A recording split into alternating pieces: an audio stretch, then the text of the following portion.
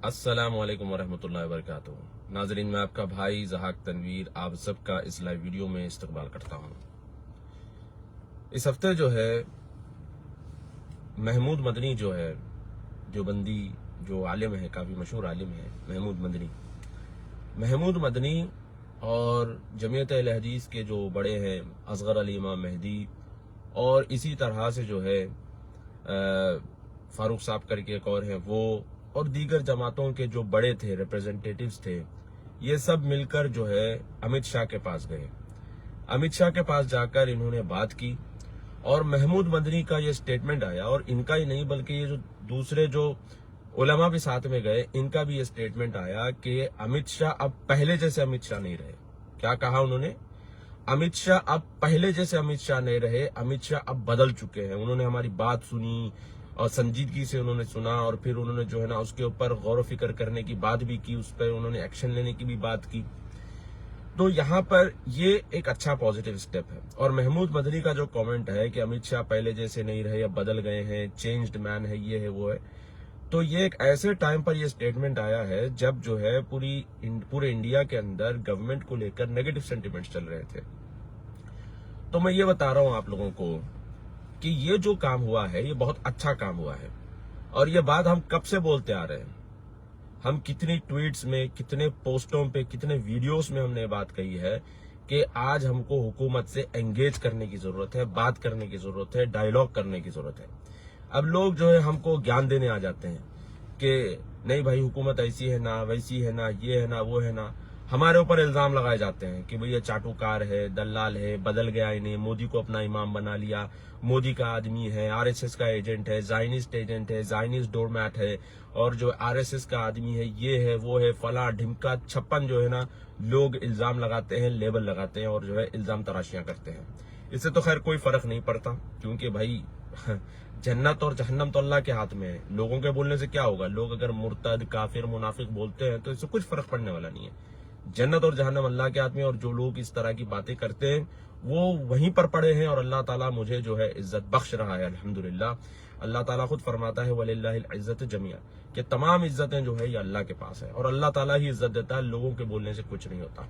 अब आप ये मत समझिए कि मैं भाई एक जो है फील करके बात कह रहा हूं। मैं ये बात इसलिए कह रहा हूं कि जब इनकी जमातों के जो बड़े हैं, चाहे वो तबलीगी जमात के हों, चाहे वो बरेलवी हों, चाहे वो अहले हदीस हों। बाय द वे मैं आपको एक बात बता दूं कि ये जो डेलीगेशन गया था अमित शाह से मिलने के लिए, इस डेलीगेशन में जमात इस्लामी नहीं थी, क्योंकि जमात इस्लामी के अंदर ये बीमारी है कि वो इत्तेहाद की बात तो करते हैं कि उम्मत में इत्तेहाद होना चाहिए, उम्मत में इत्तेहाद होना चाहिए, मगर वो चाहते हैं कि वो लीडर रहे और पूरी उम्मत उनके पीछे रहे। अगर कोई और लीड कर रहा है तो वो नहीं आएंगे। समझ में आ रही बात? इनका जो इत्तेहाद है, वो इत्तेहाद की जो बातें हैं, ये सब ठकोसली बातें हैं, फालतू की बातें हैं।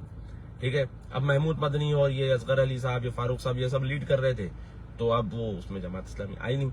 तो मेरे हाल मैं आपको ये बात बताना चाह रहा हूं यहाँ पर कि जब इन जमातों के बड़े जब ये कह रहे हैं कि अमित शाह बदला हुआ आदमी, अमित शाह चेंज्ड मैन है, और जो है क्या कहते हैं हमको डायलॉग करना चाहिए। By the way Jamaat Islami वालों ने अलग से आरएसएस के साथ इन्होंने डायलॉग किया, तो ये लोग करते हैं। जब अब वही बात हम कहते हैं तो आरएसएस के एजेंट, यहूदी के एजेंट, दलाल, फला फला पता नहीं क्या क्या नाम जो है लोग लगाते हैं।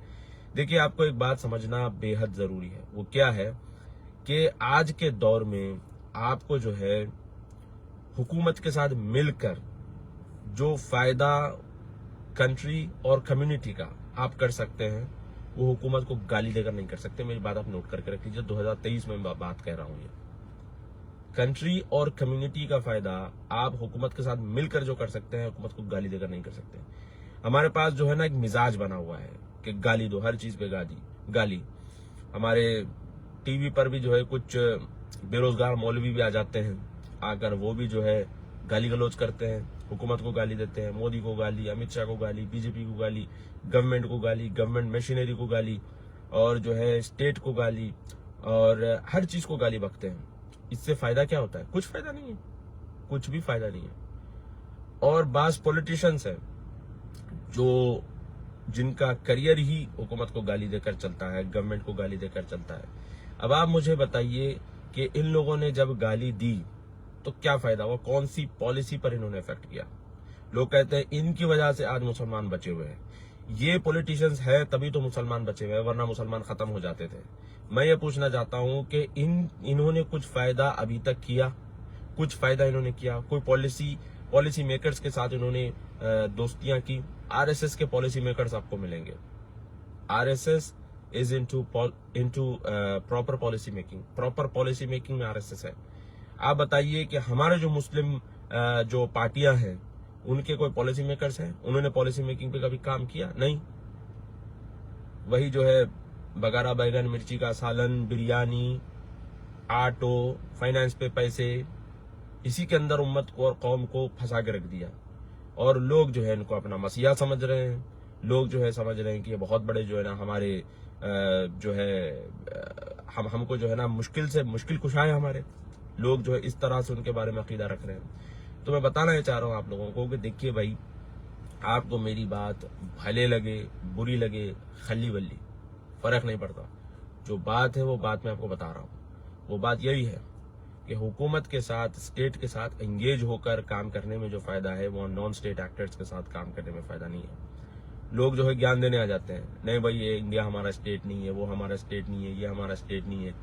پہلے تو لوگوں کو اسٹیٹ کیا پتا نہیں ہوتا، نان اسٹیٹ کیا پتا نہیں ہوتا، ڈیپ اسٹیٹ کیا پتا نہیں ہوتا، پر جو ہے نا باتیں کرتے ہیں اور پھر جو ہے سیاسی ٹپڑیاں کرتے ہیں. تو بہرحال آخر میں بات میں یہی کہنا چاہتا ہوں کہ یہ جو سٹیپ تھا بڑا پازیٹیو سٹیپ تھا، اچھا سٹیپ تھا. مسلمان جماعتوں کو، مسلمان تنظیموں کو چاہیے کہ زیادہ سے زیادہ اس طرح کے سٹیپس کریں. زیادہ سے زیادہ وہ جائیں، بیٹھیں حکومت کے ساتھ، بیٹھ کر بات کریں، نیگوشیٹ کریں، ڈسکس کریں. ہمارے مولویوں نے ہم کو آج تک جو ہے اب تک یہی ایک پٹی پڑھائی ہے کہ یہ غزوہ، وہ غزوہ، اللہ کے رسول یہ غزوہ کیے، اللہ کے رسول وہ غزوہ کیے، مگر کبھی ہم کو یہ نہیں بتایا کہ اللہ کے رسول صلی اللہ علیہ وسلم کے نیگوشیٹنگ سکلز کیسے تھے. جنگ احد میں اللہ کے رسول صلی اللہ علیہ وسلم کے ساتھ یہودی قبائل جو ہے آپ کی فوج میں شریک تھے.